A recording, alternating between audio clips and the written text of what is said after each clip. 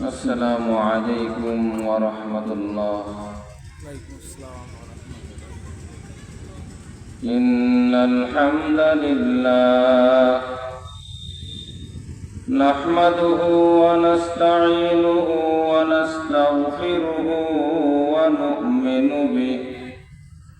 ونؤمن به ونتوكل عليه ونعوذ بالله من شرور أنفسنا ومن سيئات أعمالنا من يهده الله فلا مضل له ومن يضلله فلا هادي له وأشهد أن لا إله إلا الله وحده لا شريك له وأشهد أن سيدنا وسندنا وحبيبنا ومولانا محمدا عبده ورسوله صلى الله تبارك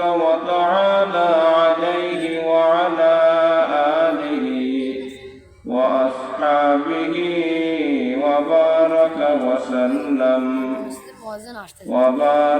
وسلم تسليما كثيرا. أما بعد فأعوذ بالله من الشيطان الرجيم. بسم الله الرحمن الرحيم. يا أيها الذين آمنوا كتب عليكم الصيام كما كتب على الذين من قبلكم لعلكم تتقون.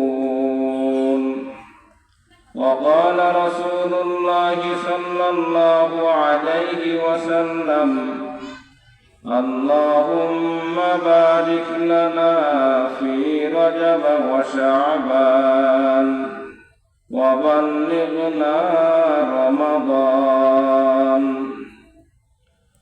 آمنت بالله صدق الله مولانا العظيم وصدق رسوله النبي الكريم ونحن على ذلك لمن الشاهدين والشاكرين والحمد لله رب العالمين. سبحانك لا علم لنا إلا ما علمتنا فعلمنا ما ينفعنا وانفعنا بما علمتنا وزدنا علما.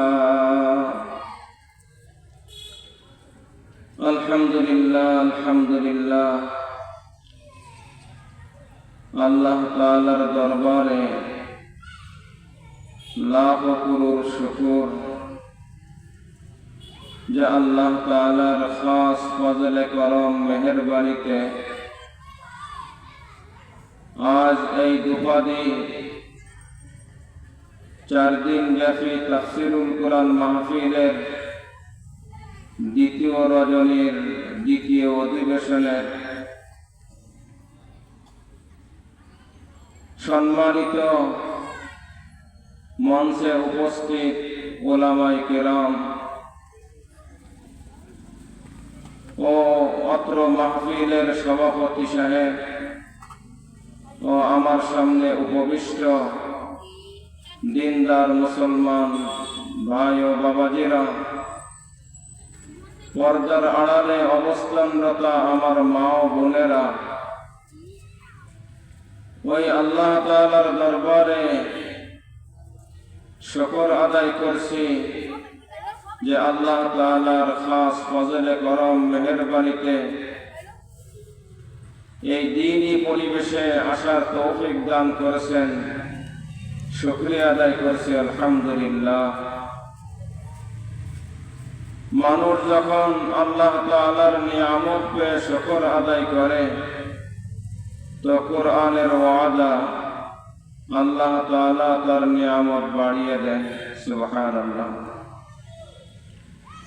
দুনিয়াবি নিয়ামত পেয়ে শুকর আদায় করে তো আল্লাহ তাআলা তার দুনিয়াবি নিয়ামতও বাড়িয়ে দেন।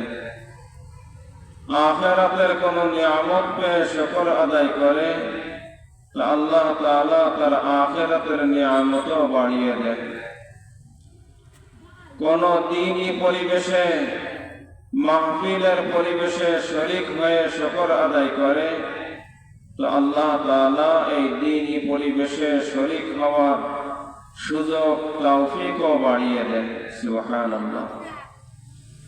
আর একজন মানুষ যখন বারবার দ্বীনি পরিবেশে শরীক হতে থাকে তো আল্লাহ তাআলা তার দিলের ভিতরে ওই দ্বীনি পরিবেশের বুঝ দিতে থাকেন। এরপরেও আসতে থাকে তো ওই বুঝ তার দিলের ভিতরে বাড়তে থাকে। বাড়তে বাড়তে একটা সময় আসে যে সে নিজেই ওই দ্বীনি পরিবেশের মানুষ হয়ে ওঠে। দ্বীনি পরিবেশের মানুষ হওয়ার পরেও নিয়ম মেনে নিয়মিতভাবে দ্বীনি পরিবেশে আসা যাওয়া করে তো আল্লাহ তাআলা তাকে শুধু দ্বীনি পরিবেশের মানুষই বানান না, তাকে দ্বীনি পরিবেশের চুম্বকও বানিয়ে নেন। হয়তো একটা সময় ছিল যখন সে নিজেই পথ হারা, তো আল্লাহর মেহেরবানিতে এখন সে শুধু নিজেই জান্নাতি পথের প্রতীকী হয় না, আল্লাহর মেহেরবানিতে সে জান্নাতি পথের মাইল ফলকও বনে যায়।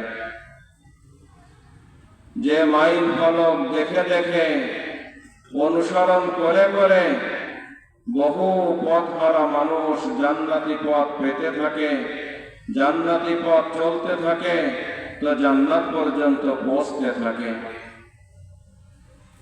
হে আমার প্রিয় ভাইরা, আমি আজ আপনাদের সামনে পবিত্র কালাম থেকে একটি আয়াতে কারিমা তেলাওয়াত করেছি এবং নবীজির অগণিত হাদিস থেকে একটি হাদিসের অংশ, একটি নবীজির হাদিস দোয়া আপনাদেরকে শুনিয়েছি। আল্লাহ তাআলা যদি কবুল করেন এই আয়াতে কারিমার কিছু ব্যাখ্যা এবং নবীজির হাদিস থেকে কিছু আলোচনা করার তৌফিক দেন তো করতে পারব। আল্লাহ আমাদের সকলকে দ্বীনি পরিবেশের চুম্বক হিসাবে কবুল করেন, আমিন। আল্লাহ আমাদের সকলকে জান্নাতি পথের মাইল ফলক হিসাবে কবুল করেন, আমিন। হে আমার প্রিয় ভাইরা, মাহে রমজান আর সামনে 3 সপ্তাহ বাকি। দেখতে দেখতে রমজান মাস আমাদের সামনে। যখন রজব মাস শুরু হতো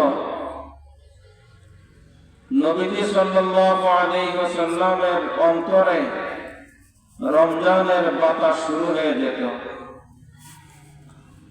নবীজি তার অন্তরে রমজানের বাতাস অনুভব করতেন। রমজানের ঘিরান নবীজির নাকে আসা শুরু হতো রমজানের 2 মাস পূর্ব থেকে। এর দলিল কি?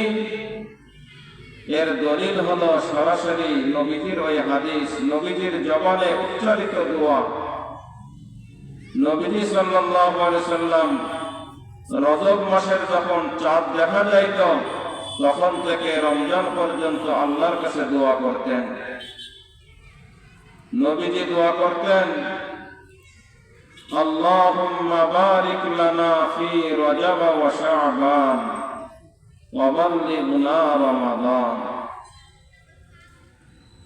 আয় আল্লাহ, রজব এবং শাবানে আপনি আমাদের বারাকাত দান করেন এবং আমাদের হায়াতকে রমজান পর্যন্ত পৌঁছায় দেন।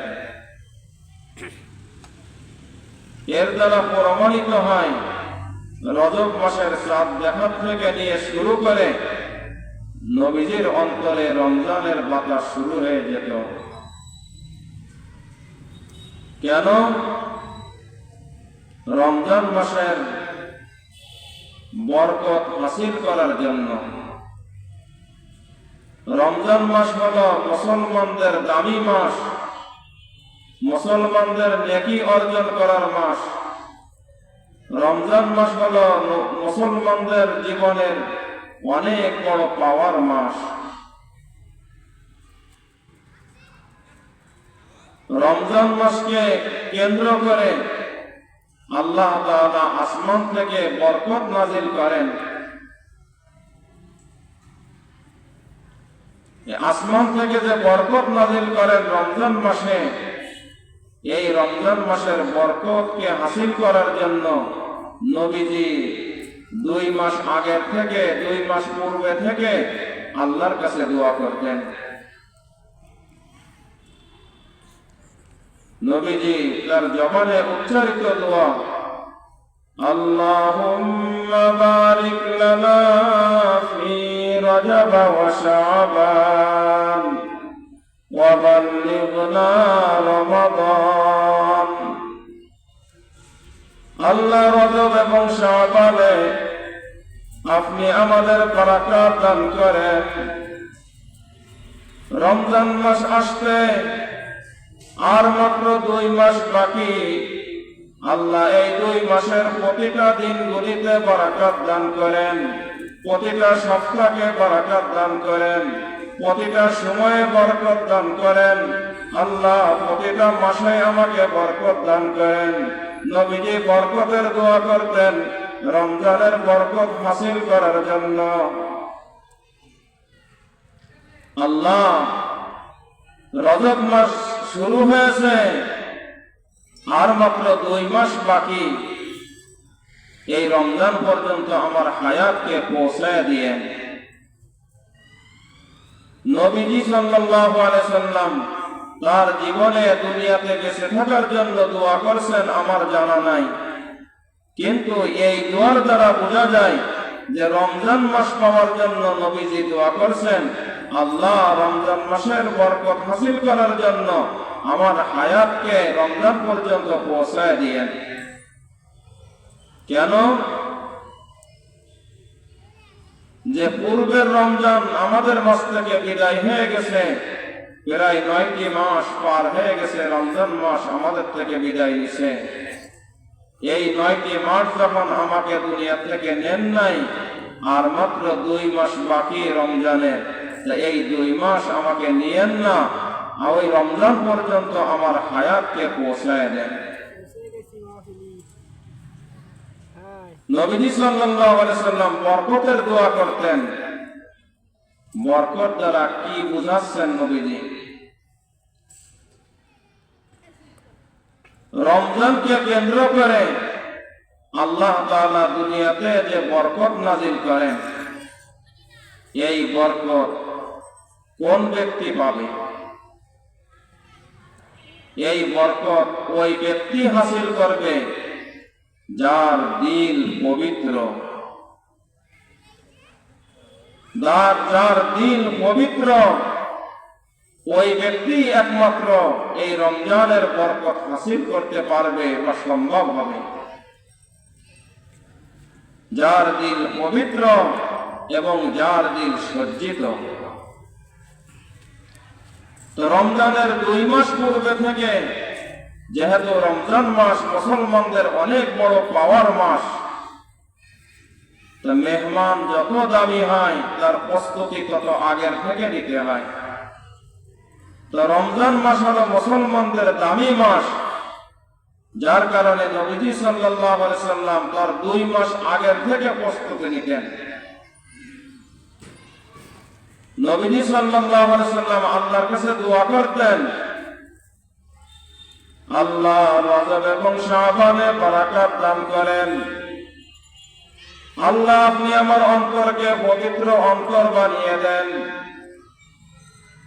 আল্লাহ আপনি আমার জবানকে পবিত্র জবান বানিয়ে দেন।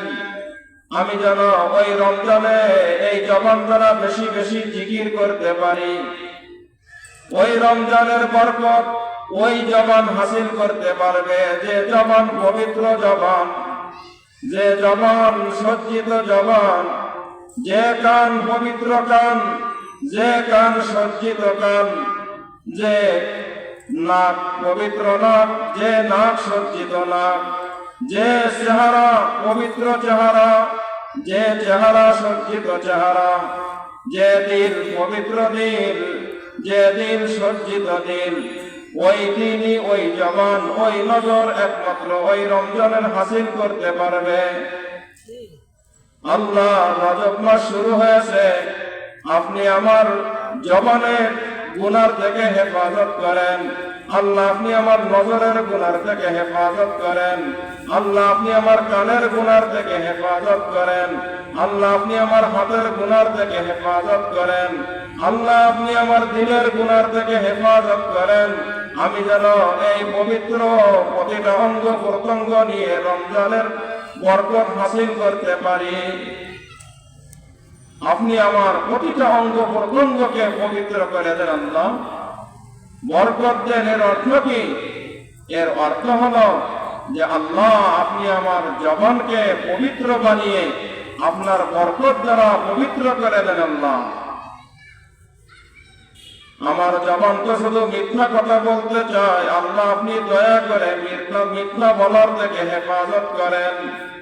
আমার নজর শুধু গুনার দিকে তাকাইতে চাই, আল্লাহ আপনি আপনার দয়ার দ্বারা আমার নজরকে হেফাজত করেন।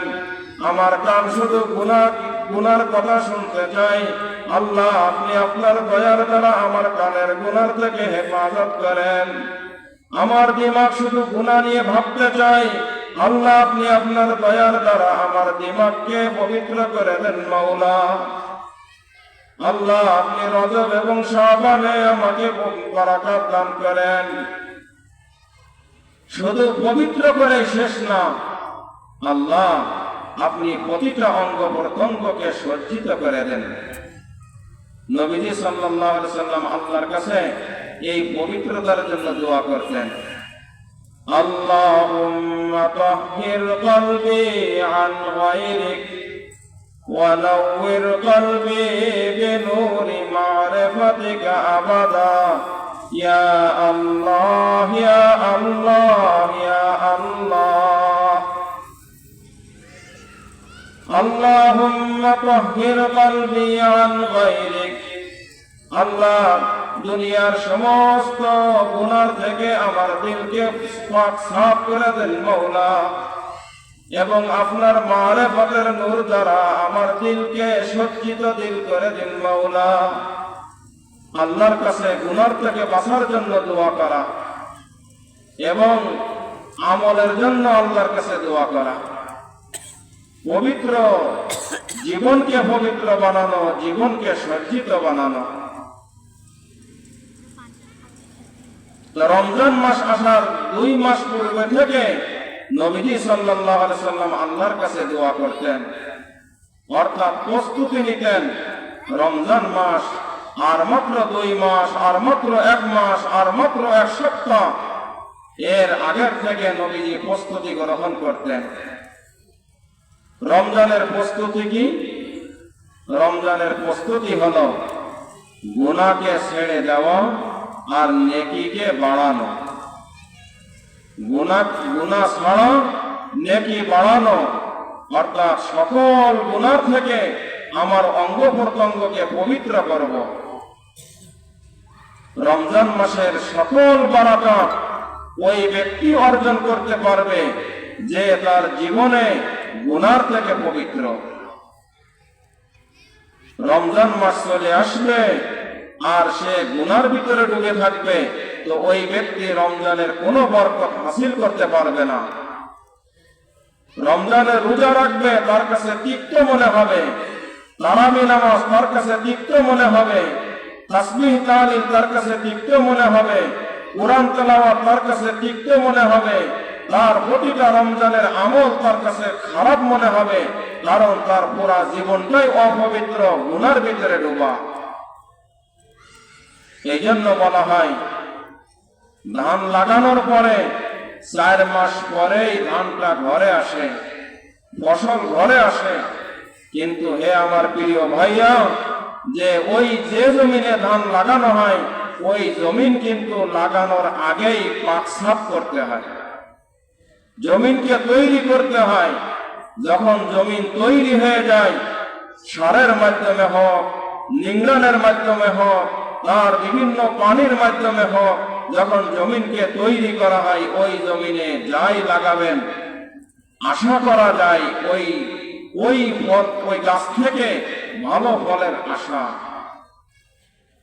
ফলের আশা করা যায়। আল্লাহ দিবেন কিনা আল্লাহই জানেন। কিন্তু পাক সাফ করা এটা জ্ঞানী ব্যক্তির কাজ। রমজানের 2 মাস পূর্বে থেকে অন্তরের জমিনকে পাক সাফ করা, প্রতিটা অঙ্গ প্রত্যঙ্গকে পাক সাফ করা। রমজান মাসে আল্লাহ ফসল দিবেন, আল্লাহ আমাদেরকে নেকি দিবেন। আরে ওই ফসল নেওয়ার সময় যদি আমার দিল অপবিত্র থাকে, জবান অপবিত্র থাকে, তার কান অপবিত্র থাকে, তার রমজান মাস চলে আসবে কিন্তু সে কোনো ফল পাবে না। কেন? তার জীবনটাই গুনার ভিতরে ডুবানো। এই রমজান মাসের সকল গুনার থেকে তো হেফাজতে রাখা জীবনকে, এবং এই জীবনকে আমলে অভ্যস্ত করা।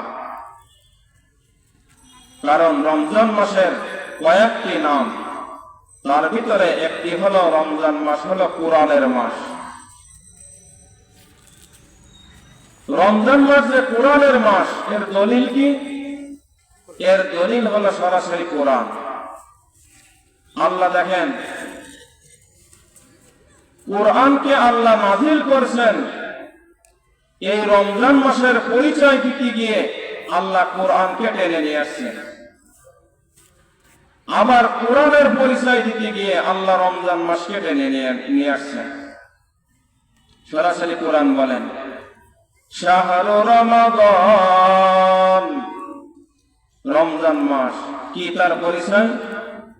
উনজিলা ফীহিল কুরআন, তার পরিচয় হলো যে রমজান মাস তো ওই মাস যে মাসে কোরআন নাজিল করা হয়েছে। আবার কোরআনের পরিচয় দিতে গিয়ে আল্লাহ রমজান মাসকে টেনে নিয়ে আসছেন, ইন্না আনজালনাহু ফী লাইলাতিল কদর, আমি পবিত্র কোরআনকে নাজিল করেছি কদরের রাত্রে। অর্থাৎ রমজান মাসের এমন একটি বরকতময় রাত, দামি রাত, ওই রাতে আমি পবিত্র কোরআনকে নাজিল করেছি। তাহলে কি বোঝা গেল? যে এই রমজান মাসের একটি নাম হলো কোরআনের মাস। এই রমজান মাসে বেশি বেশি কোরআন তেলাওয়াত করা। আমার জবান কোরআন তেলাওয়াত করবে।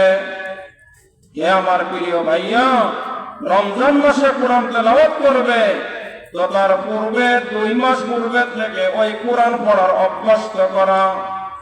এই জবান কোরআন পড়া শিখবে, এই জবান কোরআন পড়ে পড়ে ওই রমজান মাসে কোরআন পড়ার একটা যোগ্যতা অর্জন করবে।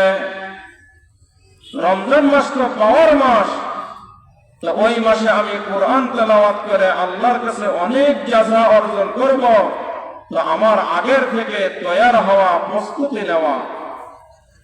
কোরআন এমন একটি কিতাব, কোরআন হচ্ছে আল্লাহর নূর। এই কোরআন যে অন্তরের ভিতরে প্রবেশ করে, ওই অন্তরকে আল্লাহ নূরে নূরান্বিত করে দেন। সুবহানাল্লাহ। আর যে অন্তরে কোরআনের কোনো শিক্ষা নাই, ওই অন্তরকে নবীজি সাল্লাল্লাহু আলাইহি ওয়াসাল্লাম বলছেন বিরান ঘর, অর্থাৎ খালি ঘর। ইন্নাল্লাযী লাইসা ফী জাওফিহি শাইউম মিনাল কুরআন কাল বাইতিল খারিব। নবীজি বলেন, যে অন্তরের ভিতরে কোরআনের কোন শিক্ষা নাই, ওই অন্তর হলো খালি ঘর সমতুল্য। কেন খালি ঘরের সাথে খালি ঘরের সাথে কেন তুলনা করলেন? যে ঘর খালি থাকে, কোনো বসতি থাকে না, ওই ঘর পড়ে থাকে না, ওই ঘরের ভিতরে জিন ভূত বাস করে, পোকামাকড় বাস করে। তেমনি ভাবে যে অন্তরের ভিতরে কোরআনের কোন শিক্ষা নাই, কোরআনের কোন নূর নাই, ওই অন্তরের ভিতরে ইবলিস শয়তান বাসা বাঁধে। আরে ইবলিস শয়তান তাকে যুক্তি দেয়, হে অমক তুমি নামাজে যেও না। ইবলিস শয়তান যুক্তি দেয়, হে অমক তুমি সুদ ঘুষের কারবার করো। ইবলিস শয়তান যুক্তি দেয়, হে অমক তুমি মানুষকে কষ্টদায়ক কথা বলো। ইবলিস শয়তান যুক্তি দেয়, যত আকাশ কুকাজ আছে তুমি করো। আর ইবলিস শয়তান যুক্তি দেয়, মানুষ মারে টাকা ছিনতাই করো। ইবলিস শয়তান যুক্তি দেয়, মানুষের ঘর বাড়ি ভাঙো। ইবলিস শয়তান বিভিন্ন খারাপ যুক্তি দিতে থাকে, কারণ হলো তার অন্তরের ভিতরে ইবলিস শয়তান বাসা বাঁধছে। এর কারণ হলো তার অন্তরে কোরআনের কোন শিক্ষা নাই, কোন শিক্ষা নাই। এই কোরআনের নূর অন্তরে না থাকার কারণে যত খারাপ চিন্তাধারা, তার যত খারাপ বুদ্ধি তার অন্তরের ভিতরে কাজ করে। আর যখন কোরআনের শিক্ষা অন্তরের ভিতরে থাকে, যে এই কোরআন এমনই তার অন্তরকে আলো দেয়, যে আলো তার নজর দিয়ে আলো বের হয়, ওই কোরআনের আলো নজর দিয়ে বের হয়, যার কারণে সে মসজিদের রাস্তা দেখতে পায়। ওই আলো তার নজর দ্বারা বের হয়, আর ওই নজর দিয়ে সে মাহফিলে আসতে সক্ষম হয়। ওই আলো তার কান দিয়ে বের হয়, যার কারণে তাফসীর মাহফিল শুনতে সে মজা পায়। ওই আলো তার জবান দিয়ে বের হয়, যার কারণে কোরআন তেলাওয়াত করতে সে মজা পায়। ওই আলো তার প্রতিটা অঙ্গ প্রত্যঙ্গ দিয়ে বের হয়, যার কারণে হাত কোনো গুনার কাজের দিকে যায় না, পা কোনো গুনার কাজের দিকে কদম বাড়ায় না। এই অন্তরের আলো, কোরআনের আলো অন্তরকে আলোকিত করার কারণে এই প্রতিটা অঙ্গ প্রত্যঙ্গ দিয়ে ওই আলো বের হয়। হে আমার প্রিয় ভাইয়া, যে রমজান মাস আসার পূর্বে থেকে নবীজি দোয়া করতেন এবং প্রস্তুতি নিতেন, যে আল্লাহ আমার প্রতিটা অঙ্গ প্রত্যঙ্গকে পবিত্র বানিয়ে দেন, যেন আমি রমজানের হক আদায় করতে পারি। হে আমার প্রিয় ভাইরা, এই বিষয় নিয়ে অনেক লম্বা আলোচনা ছিল, খুলে খুলে বলার সুযোগ নাই, নামাজের সময় হয়ে গেছে। শুধু এতটুকু বলতে চাই যে এই বুঝ আমার আপনার ভিতরে কিভাবে আসবে, এর একটা মাধ্যম হলো সরাসরি কোরআন হুকুম করে দিয়েছেন, ইয়া আইয়ুহাল্লাযীনা আমানুত্তাকুল্লাহ ওয়া কুনু মা'আস সাদিকিন। হে ঈমানদারগণ, তুমি তোমার অন্তরকে পবিত্র করতে চাও, যারা অন্তরকে পবিত্র করেছে তাদের সোহবত গ্রহণ করো, তাদের নিসবত গ্রহণ করো, তাদের দলের সাথে দল দাও, তাদের সাথে তুমি আনাগোনা করো, তাহলে দেখবা তোমার অন্তরকে পাকসাফ করা সম্ভব হবে। এই পাকসাফ করার, আনাগোনা করার হক দল, দুনিয়াতে অনেক হক দল রয়েছে। আমরা খুঁজে খুঁজে ওই হক দলের সাথে আমরা জুড়বো, দাওয়াত তাবলীগের সাথে সময় দিব, আত্মশুদ্ধি মেহনতের সাথে আমরা সময় দিব, উলামা হযরতদের সাথে আমরা সময় দিব, সকল কওমি মাদারিসগুলির সাথে আমরা সময় দিব। তাহলে দেখবেন এই অন্তরকে পাকসাফ করা সম্ভব হবে। আল্লাহ তাআলা আমাদেরকে তৌফিক দিবেন। এই আত্মশুদ্ধির লাইনের মেহনতের অনেক হক মেহনত রয়েছে, তার ভিতরে আমাদের এলাকার পাশেই মাসনা মাদ্রাসাতেই মাসনার হযরত মাওলানা মুফতি ইয়াহইয়া সাহেব দামাত বারাকাতুহুম, আল্লাহ তাআলা আমাদের জন্য অনেক বড় নিয়ামত স্বরূপ দান করেছেন, যে ওনার মাদ্রাসাতেই প্রতি ইংরেজি মাসের তৃতীয় শুক্রবার অর্থাৎ সামনে যে শুক্রবারের পরে শুক্রবারে প্রতি ইংরেজি মাসের 3 শুক্রবার মাসিক প্রোগ্রাম হয়। আসরের পূর্বে থেকে পরের দিন সকাল ইশরাকের নামাজ পর্যন্ত বয়ান হয়। আমরা সকলেই সেখানে যাওয়ার চেষ্টা করব। নফরা বুরহাটকুলা মসজিদে 2 শুক্রবারে ওই ধারাতে দিনই মাহফিল হয়, আমরা সেখানে শরীক হওয়ার চেষ্টা করব। আশপাশে অনেক মসজিদে ওই দিনই মাহফিল হয়। এই ধরনের কোরআনের মাহফিল আমরা বেশি থেকে বেশি শরীক হব। আল্লাহ তাআলা আমাদের সকলকে যে কথা বলাইলেন শুনাইলেন, আমাকে এবং আমাদের সকলকে আমলে আনার তৌফিক দান করেন। আল্লাহুম্মা আমিন। ওয়া আখির দাওয়ানা আলহামদুলিল্লাহি রাব্বিল আলামিন।